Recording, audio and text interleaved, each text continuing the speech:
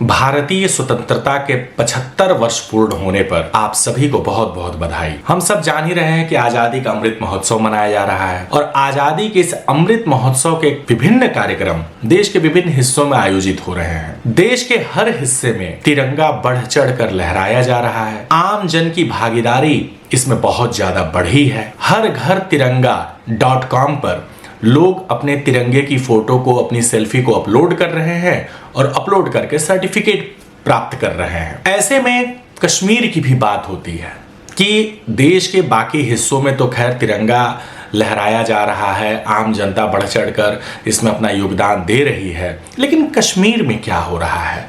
क्या कश्मीर में भी हर घर तिरंगा कैंपेन इसी तरीके से प्रभावशाली तरीके से चल रहा है?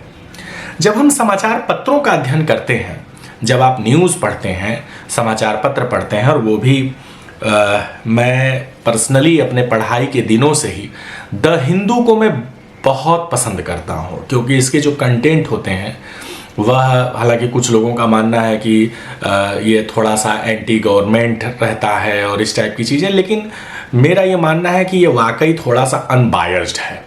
मैं इसको अनबायस्ड न्यूज़पेपर मानता हूँ और किसी भी प्रतियोगी छात्र को खास तौर से अपनी पढ़ाई के दिनों में द हिंदू जरूर पढ़ना चाहिए। इसके जो एडिटोरियल्स होते हैं, इसके जो कॉलम होते हैं, इसकी जो खबरें होती हैं वो बड़ी सारगर्भित होती हैं और आपको अपना विज़न बनाने में यह समाचार पत्र बड़ी सहायता करता है। तो मैं आज भी कोशिश करता हूँ कि मैं द हिंदू मैं पढ़ूँ, रोज़ पढ़ पाऊँ। नहीं अगर रोज़ पढ़ पाता हूँ तो कम से कम हफ्ते में 2-3 दिन भी अगर पढ़ने को मिल जाता है तो मुझको लगता है कि चलिए ठीक है। मैंने इसका ऑनलाइन सब्सक्रिप्शन ले रखा है द हिंदू का, और सुबह मौका निकाल के कोशिश करता हूँ कि इसकी कुछ खबरों को मैं हमेशा पढ़ता रहूँ और ख़ुद को मैं अपडेट रखूँ। तो द हिंदू, जो कि एक तरीके से कुछ लोगों के विचार से थोड़ा सा एंटी गवर्नमेंट है, द हिंदू की भी खबर अगर आप पढ़ेंगे तो आप ये पाएंगे कि इस साल जम्मू कश्मीर के अंदर भी वो उसके उन जिलों के अंदर जो आतंकवाद से विशेष तौर से प्रभावित हैं, जहां की खबरें अगर हम अखबारों में पढ़ते हैं तो सिर्फ इसलिए पढ़ते हैं क्योंकि वहां कोई आतंकी हमला हो गया है, उन जिलों में भी इस बार लोगों ने हर घर तिरंगा कार्यक्रम में, आज़ादी के इस अमृत महोत्सव कार्यक्रम में बढ़ चढ़ कर पार्टिसिपेट किया है। आम जनता की इतनी बड़ी भागीदारी भारत के स्वतंत्रता दिवस समारोहों के संदर्भ में यह शायद पहली बार ही है कि इतनी बड़ी पैमाने पर भागीदारी हो रही है। द हिंदू लिख रहा है कि वैसे तो अभी उन्होंने एलजी लेफ्टिनेंट गवर्नमेंट वहां पे मनोज सिन्हा है, उनका एक स्टेटमेंट आया है और वो जो स्टेटमेंट आया है वो इसी परिदृश्य में आया, इसी परिप्रेक्ष्य में आया है कि आम जनता ने बढ़ चढ़ करके तिरंगा जो है अपनी दुकानों पर, अपने घरों पर, वहां पर लगाया है। मनोज सिन्हा ने कहा है कि पाकिस्तानी झंडा लहराया जाना अब जम्मू कश्मीर के लिए एक इतिहास बन चुका है।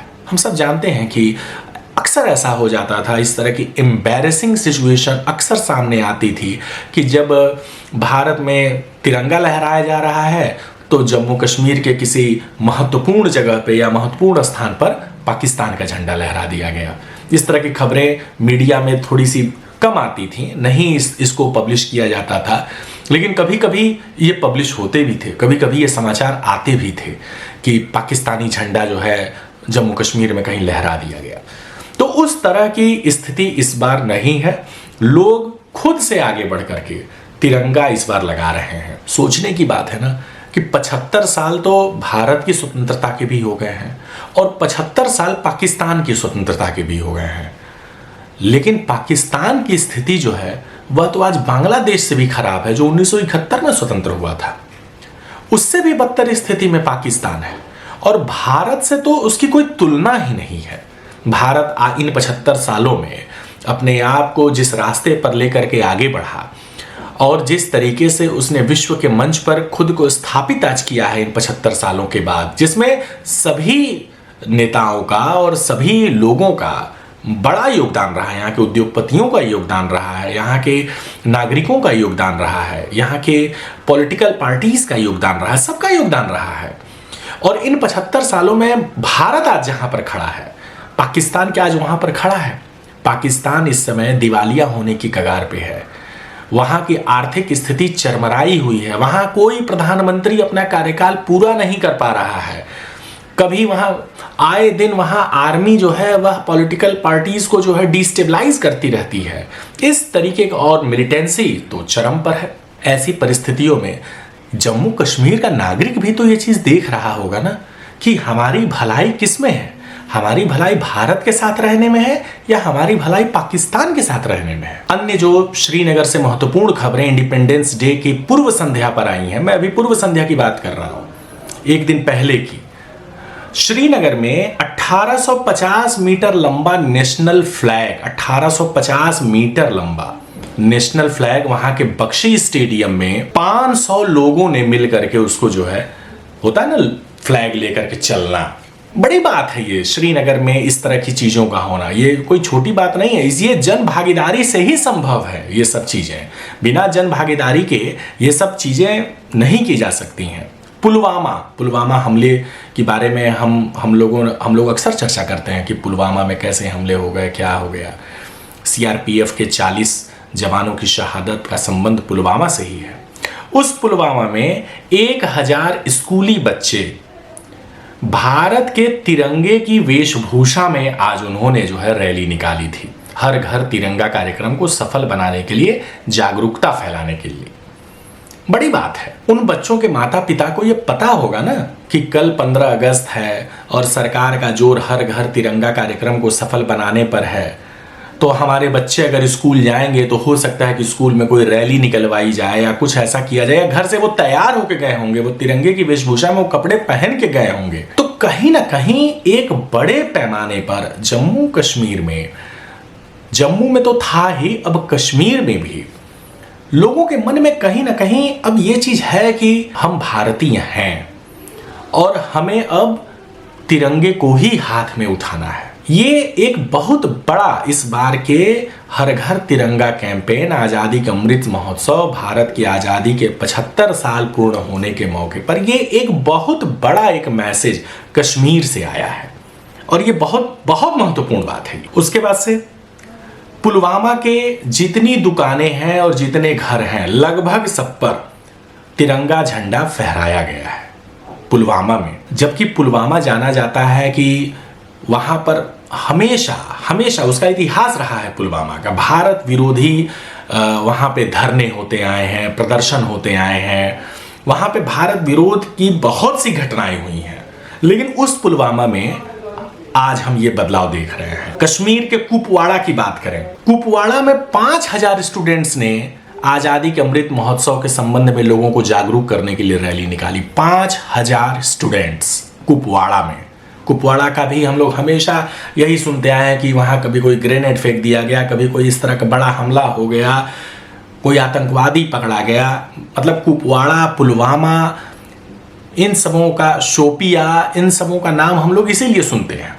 लेकिन आज इंडिपेंडेंस डे पर और इंडिपेंडेंस डे के इवनिंग में जो वहाँ चीज़ें हुई हैं वह भारत के लिए बड़ा एक शुभ संकेत है, बहुत ही शुभ संकेत है। इसके अलावा इंडियन आर्मी, वो तो अपने जो कार्यक्रम है, जो चीज़ें वो करती आई हैं वो कर ही रही है। 108 फीट ऊंचा जो है वहाँ पे एक तिरंगा लहराया है इंडियन आर्मी ने, और ये तिरंगा जो लहराया गया है हैदर बेग पाटन में, ये कश्मीर के बारामूला जिले में है। हर जगह सिक्योरिटी टाइट की गई है, क्योंकि इस चीज़ से तो इनकार नहीं किया जा सकता है कि कुछ तत्व ऐसे जरूर रहते हैं जो चाहते हैं कि ये सब कार्यक्रम सफल ना हो, इसको खराब किया जाए, और उसके लिए वो हमले करते हैं। कुलगाम में एक हमला हुआ था जिसमें एक पुलिस ऑफिसर की शहादत भी हुई है, उसकी कुर्बानी हुई है, वह मारे गए हैं इस हमले में। लेकिन देखने की बात है कि इस तरह के सिक्योरिटी थ्रेट के बीच में लोगों ने अपना मनोबल वहां पर किस तरीके से भारत के पक्ष में मजबूत किया है। और ये मनोबल शुरू में भी रहा होगा, ऐसा नहीं है कि ये मनोबल जो है आज नया अचानक बना है, अचानक नहीं बना है। वहां के लोगों के मन में कहीं ना कहीं भारत के पक्ष में ही बातें रही हैं। उनको भी ये चीज समझ में आती है कि पाकिस्तान के साथ रहने में हमारी कोई भलाई नहीं है, हमारा नुकसान ही होगा अगर हम पाकिस्तान के साथ जाते हैं तो। या पाकिस्तान के प्रति कोई सहानुभूति रखते हैं तो। लेकिन पहले वहां पे मिलिटेंसी इतनी ज्यादा हावी रही है, इतनी ज्यादा हावी रही है कि इस तरह के लोग कभी खुल के अपनी बातों को पब्लिक डोमेन में नहीं रख पाते थे। उनको लगता था कि हमारी सेफ्टी इसी में है कि हम न्यूट्रल बने रहें, हम शांत रहें, हमें क्या जरूरत है पाकिस्तान का झंडा उठाने की या फिर हिंदुस्तान का झंडा उठाने की। लेकिन अब यह माहौल बदला है, वहां पे लोगों को अब अपनी सेफ्टी का पूरा पूरा एहसास हुआ है। उनको ये लगा है कि नहीं, अब हम सेफ हैं, अब अगर हम तिरंगा हाथ में लेते हैं तो अब हमारे ऊपर कोई हमला नहीं होने वाला है, हमारी जान सुरक्षित है।